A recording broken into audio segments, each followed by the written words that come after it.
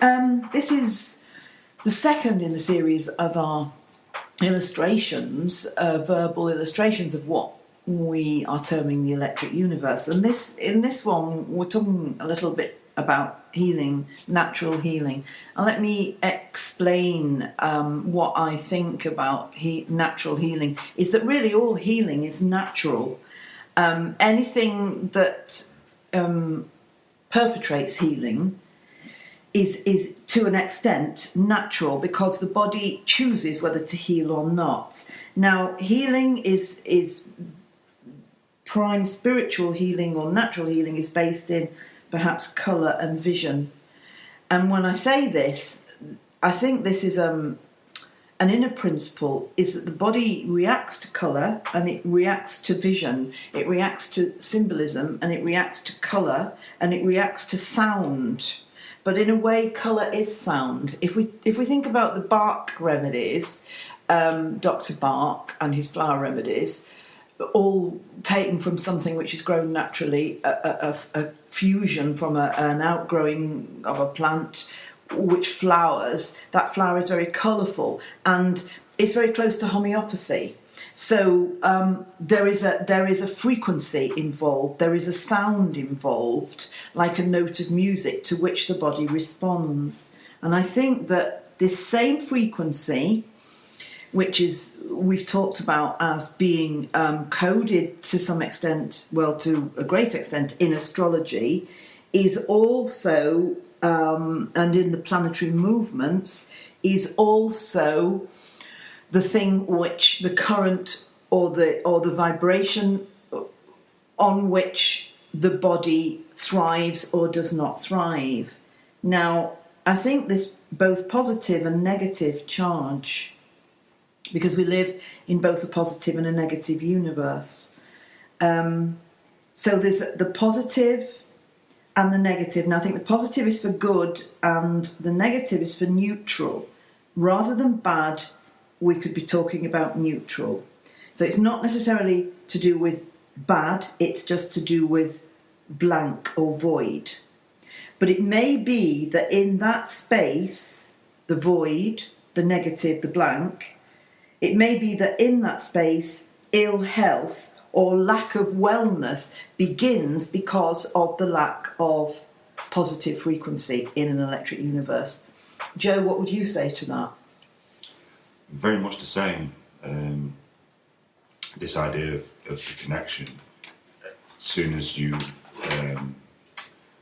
were saying about being good and then neutral, bad things might disconnect you. As soon as you disconnect yourself, then you become disconnected from all those around you. So you become vulnerable. You become vulnerable, and you don't receive the energy that is all around you. Yeah, I think which is natural. Exactly. It's a natural process. Yes. And if you appreciate all that is around you, everything around you will appreciate things back. And I think that's the relationship we should all have. I agree.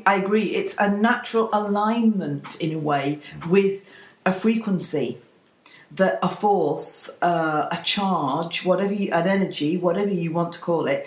I mean, some people call it chi and some people call it prana, and it has all these different names, which, as we were saying before, it's good that the same thing has various names, because not everybody relates to the same words or the same symbols, and it's a very individual thing. But we're going back to that same principle of an electric universe, aren't we, in this? Yes, we are.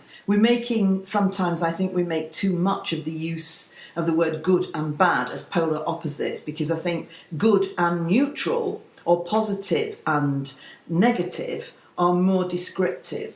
And if you think about negative as meaning neutral, there's a time when neutrality is useful, and there's a time when it's not conducive, because we're kind of just ticking, and we're not vibrating, we're just ticking over.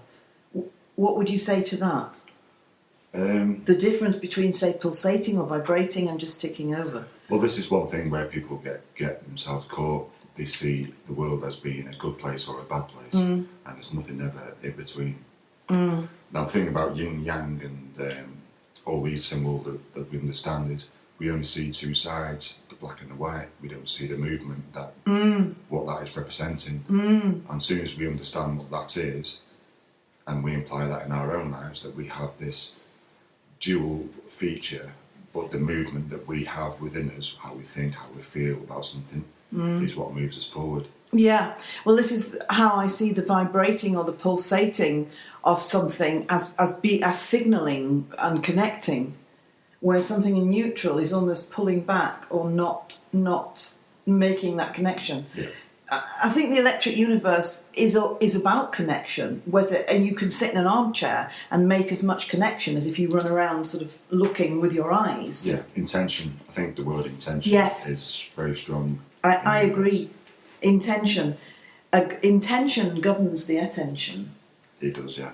If you do something without thinking about it, and you're going in 100%, you'll always succeed. But if you stutter, or you dither, or you decide, if the moment's gone, and before that happens, after it's gone, the moment's gone. So you don't do anything. It is a time for deliberation, and in a way, deliberation is a neutrality in itself, isn't it? And it might be necessary, but then if it goes over long, that deliberation, and remains in neutrality, then we're not making that connection. And the thing with healing is that you've got to make the connection between something else outside of you, from your body or your mind, which is automatically at your disposal if you think about spirit, or if you cultivate that sense of spirit. So what I wanted to ask you, when you said the flow between as being a kind of, people often miss that flow between, the importance of it. You mean that? Can you enlarge upon that a bit? Well, it's very simple. It's what is known as movement. The left and the right, or the yin and the yang, is it's the existence, it's the experience. But what actually moves you is the third point. It's if you think about the yin yang sign, there's two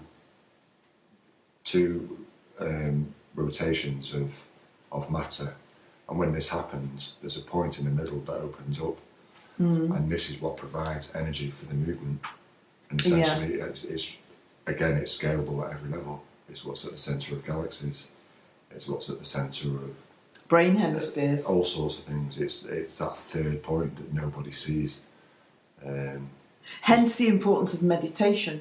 Very important, yeah. To balance left-hand, right-hand brain. Yeah. Because something enters in that middle part. From breathing. Yeah. It comes from the breathing. Yeah. You can go into all sorts of ways of trying to describe the 3 points, but people do get caught up in the duality. Yes. And this is where people fall. Okay, but everyone knows the yin yang sign, but they don't know how it works. Yes. That's the problem, I think, that needs highlighting, I guess. Okay, well, I think next time we'll talk more about spirit and how spirit is the vital component here in between perhaps positive and the neutrality and the middle way, and it's absolutely integral connection with what we're calling the electric universe. So thank you, and we look forward to you joining us next time.